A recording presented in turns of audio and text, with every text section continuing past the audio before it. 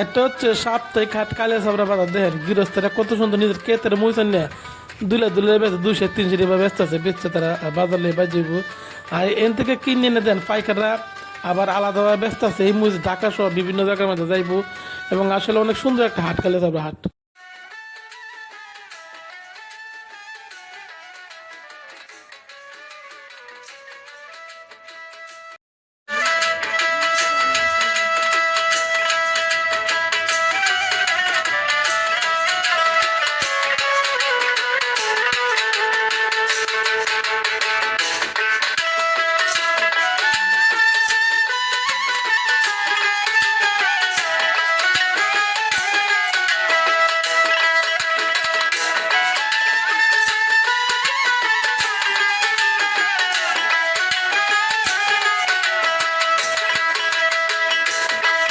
আকুন্দিয়া কটিয়াদির কিশোরগঞ্জ নিক লিলোয়া।